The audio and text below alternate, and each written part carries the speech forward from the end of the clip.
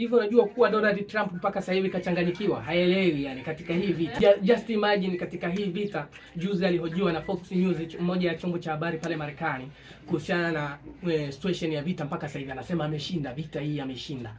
Na alijaribu kusema kuwa Iran they want a deal katika kunegotiate, lakini aliulizwa moja ya waziri wa mambo ya nje wa Iran Abbas Araghchi, vipi kuhusiana na vita na kuhusiana na Donald Trump anachokisema kwamba mnataka deal, kumekidili, yani kunegotiate kwamba makubaliano ya amani. Akasema bwana, sisi hilo swala hatulijui na Marekani negotiate themselves, yani wanakubaliana wao kwa wao. Kumbe vita bado mbichi sana, japo Donald Trump anasema imeisha na pia anasema Iran wanataka makubaliano ya amani. US, when we negotiated with them twice, and every time they attacked us at the middle of negotiations. So there is no request for a ceasefire by us, and there is no request for the negotiation with the US from us. We have never sent any messages to them.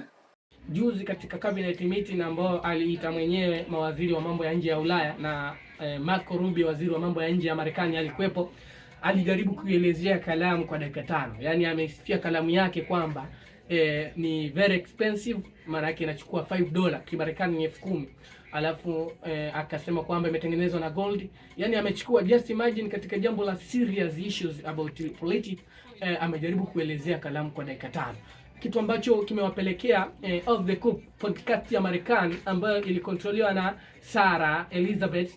Off the Cup ameelezea hilo jambo kwamba sio sahihi katika jambo la serious kuelezea kalamu kwa dakika 5. Sarah Elizabeth, host wa podcast ya Off the Cup nchini Marekani, alijaribu kumwalika aliyekuwa naibu waziri wa jeshi la Marekani, Secretary of War, anaitwa Joseph Murphy.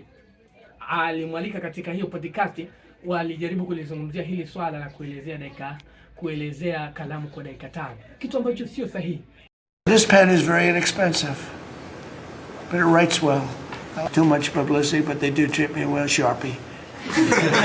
Enthusiasm or something, but it's not. That's the president in a cabinet meeting that's being sent out to the world, and we're supposed to be projecting strength in this moment. He hasn't even told the American public why we're in Iran, when we're going to get out, what to expect. He hasn't conditioned us to know what's about to happen, and he's rambling for 4 minutes about Sharpie. Amechanganywa na hii vita, mambo ambayo yamemzunguka mpaka sasa hivi ni mengi, ya kiuchumi, ya kisiasa na ya kidini pia.